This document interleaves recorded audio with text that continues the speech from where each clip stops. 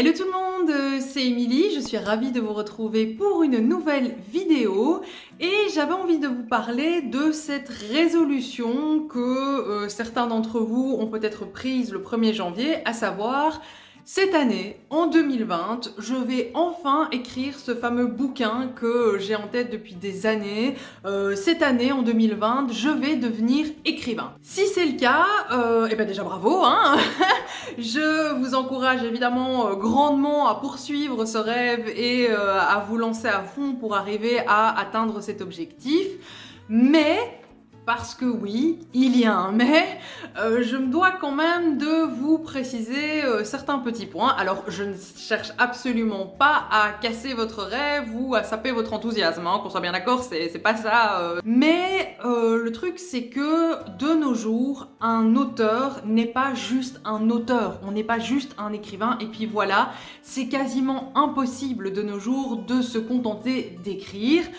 Si en tout cas on veut en faire un métier, si on veut en vivre. Il y a tout un tas de choses que les écrivains, les auteurs sont obligés de faire, surtout s'ils passent par l'auto-édition, mais c'est valable aussi pour les écrivains qui passent par des maisons d'édition. Parmi les choses qu'un auteur doit faire, ou en tout cas les rôles qu'un auteur doit assumer aujourd'hui, hein, de nos jours, il y a celui d'entrepreneur. Alors, c'est différent pour nous en Belgique, donc par rapport à ça, voilà, c'est pas la même chose, mais je sais qu'en France, il y a énormément d'auteurs qui galèrent avec toute la partie entrepreneuriale, toute la partie administrative. Si vous voulez vous lancer et que vous voulez en faire un métier, renseignez-vous un maximum pour essayer de démêler un peu tout ce labyrinthe que les auteurs sont obligés d'emprunter. Ça fait partie des choses dont vous devrez vous occuper. Voilà, en plus d'écrire, il y a aussi une espèce de casquette entrepreneuriale. Alors, entrepreneuriale, voilà, c'est indépendant, ça dépend du statut que vous choisissez, mais il y aura un statut en fait que vous devrez choisir et tout un tas de formalités administratives qui vont avec. Renseignez-vous un maximum pour savoir ce qu'il en est. Un auteur est aussi un comptable parce que vous aurez évidemment une certaine gestion financière à faire par rapport à la vente de vos livres, que vous soyez en auto-édition ou que vous soyez publié par les maisons d'édition. Et par rapport à la gestion financière au niveau des maisons d'édition, je vous plains les gars, parce que ça a l'air vraiment compliqué aussi, il y a pas mal de maisons d'édition avec qui c'est compliqué de travailler, donc vous allez devoir tenir à jour une certaine comptabilité par rapport à vos frais déjà pour créer, produire vos livres si vous êtes en auto-édition. Vous allez devoir courir derrière les maisons d'édition pour récupérer l'argent qu'elles vous doivent, hein, parce que certaines ne sont pas hyper fiables par rapport à ça. Si vous êtes en auto-édition, clairement vous allez devoir suivre vos ventes. Arrivé à un certain point, si vous avez la chance de vendre beaucoup, il faudra pas oublier de déclarer vos revenus, hein, donc ça fait partie aussi de la comptabilité que vous allez devoir assumer. Donc voilà, un auteur est aussi quelque part un comptable. Dans la même veine, un auteur est aussi un réceptionniste ou une réceptionniste, voire secrétaire, hein, puisque il y a toute cette partie administrative, il y a l'envoi et la réception de colis. Si par exemple vous avez commandé des exemplaires de votre livre pour pouvoir les dédicacer et ensuite les envoyer à des gens qui les achètent via votre site directement sans passer par Amazon, c'est de l'envoi, de la réception, du suivi de colis. Il y a bien sûr tous les emails, il y aura tout ce qui est recherche de lieux dans lesquels vous pourrez peut-être faire des dédicaces, donc des librairies par exemple qui accepteraient de vous recevoir en dédicace. Vous pourrez peut-être essayer de participer à des salons du livre aussi, donc tout ça c'est de la partie administrative à gérer aussi. Ça implique aussi la réservation de billets de train et de logement par exemple si vous allez rester plusieurs jours au salon du livre en question. Enfin voilà, toute cette partie-là, hein, partie administrative, oui, vous serez aussi un peu un réceptionniste ou secrétaire, comme vous voulez, en plus d'être un auteur. Concernant toute la partie communication et marketing, on va dire, ça tombe sur vos épaules aussi. Même si vous êtes publié par une maison d'édition, je ne le répéterai jamais assez, les maisons d'édition n'ont pas le temps de s'occuper de votre petite personne uniquement. Donc vous devrez prendre en charge votre communication et votre marketing aussi. Ce qui veut dire que vous allez enfiler la casquette de community manager pour gérer vos réseaux sociaux. Si vous n'avez pas de réseaux sociaux, sérieusement, qu'est-ce que vous attendez, hein? Allez-vous créer des comptes. Vous allez du coup aussi enfiler la casquette de photographe pour pouvoir faire des photos et créer des visuels pour vos réseaux sociaux. Donc photographe et graphiste pour créer les visuels. Voilà. Rien que ça, pour la partie marketing et communication, je peux vous assurer, ça prend énormément de temps. Beaucoup plus qu'on ne le croit, et il y a certains moments où ça risque aussi de déborder et de prendre plus de temps que le temps que vous octroyez à l'écriture. C'est vraiment compliqué parfois de gérer l'équilibre, donc faites attention à ça, mais ça fait partie des choses que vous allez devoir faire aussi, en plus d'écrire vos bouquins.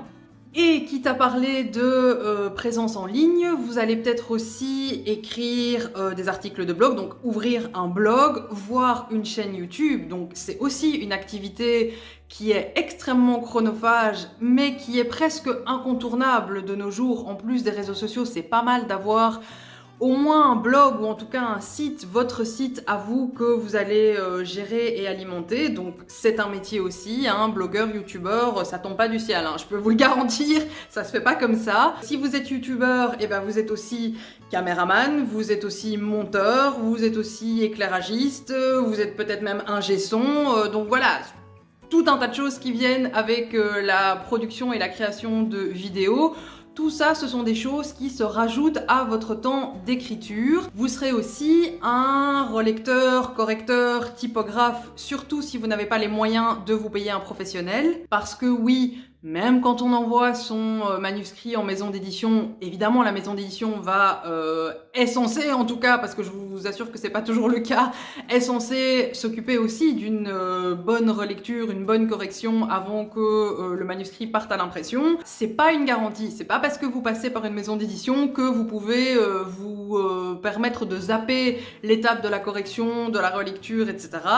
Donc essayez, si vous avez les moyens, de faire appel à un professionnel qui pourra s'en occuper, mais sinon vous devrez le faire vous-même. Voilà, encore une chose, encore une casquette en plus à enfiler. Encore une fois, je ne cherche pas à vous démoraliser, hein, je ne cherche pas à saper vos efforts et à vous dire non mais arrêtez, il y a trop de choses à faire. Non, non, si c'est une passion, vous le ferez parce que ça fait partie de votre passion et que on a envie de s'investir à 100% et on a envie que nos livres fonctionnent évidemment. Donc on se jette là-dedans.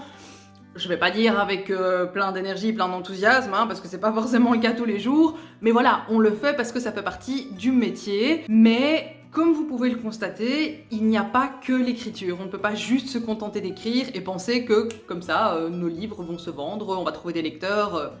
Non, voilà. Il y a tous ces métiers-là aussi, tous ces casquettes-là. Même tous ces métiers en fait d'ailleurs, parce que pour la plupart c'est des métiers à part entière, hein. Comptable c'est un métier à part entière, community manager c'est un métier à part entière, photographe c'est un métier à part entière, tout ça c'est des choses que nous faisons, d'où le fait, je sais pas si vous vous souvenez de mon petit coup de gueule d'il y a quelques mois, je vous remettrai le lien ici quelque part, d'où le fait que moi ça me fait péter un plomb quand on me dit ouais mais écrivain c'est pas un métier. En fait non, oui, quelque part ces gens ont raison, écrivain, auteur, ce n'est pas un métier, c'est plusieurs métiers. Plusieurs métiers réunis en un seul, et vous savez quoi, on n'est même pas payé plus pour tous les différents métiers que on fait et toutes les différentes activités qu'on a. Voilà.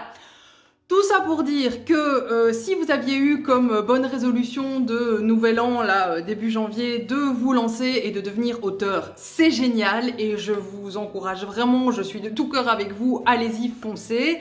Mais gardez bien en tête que à un moment ou à un autre, quand votre bouquin va être terminé et même avant, toute la partie communication et marketing par exemple, c'est bien de commencer avant que le bouquin soit disponible à la vente. Tout ça, vous allez devoir le faire aussi, il n'y aura pas que l'écriture. C'est rageant, on est bien d'accord, hein. Moi aussi je préférerais pouvoir passer mes journées à ne faire que ça, à écrire et ne m'occuper de rien. Malheureusement, de nos jours, même quand on passe par une maison d'édition, c'est impossible. Il y a une partie dont on doit s'occuper soi-même et à plus forte raison, si vous passez par l'auto-édition, là vous allez devoir tout faire vous-même. Après, si vous roulez sur l'or et que vous pouvez engager quelqu'un pour s'occuper de vos réseaux sociaux, s'occuper je sais pas, votre comptabilité, faire appel à un assistant virtuel, avoir quelqu'un qui s'occupe de créer votre couverture. C'est vrai, j'ai parlé des graphistes, il n'y a pas que pour les réseaux sociaux, il y a pour la création de la couverture aussi. Faire appel à un relecteur et correcteur professionnel, si vous roulez sur l'or, c'est génial. À ce moment-là, vous pouvez déléguer un maximum et engager des prestataires freelance qui vont s'occuper de tout ça pour vous. Mais voilà, c'est pas la grande majorité d'entre nous qui avons les moyens comme ça d'engager tous ces prestataires, donc on est un peu obligé de faire tout ça nous-mêmes. Je tenais juste à vous le faire remarquer au moment où vous vous lancez dans cette aventure qui est géniale, qui est hyper enrichissante, qui est passionnante. Là, il y a pas à chipoter par rapport à ça, on est bien d'accord.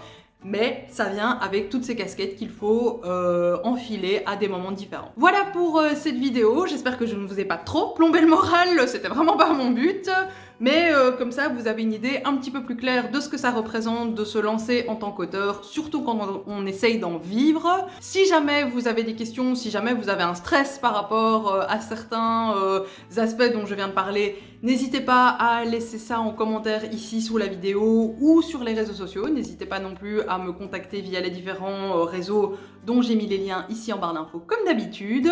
Et pour le reste, n'hésitez pas à liker la vidéo, à la partager, à vous abonner à la chaîne si ce n'est pas encore le cas.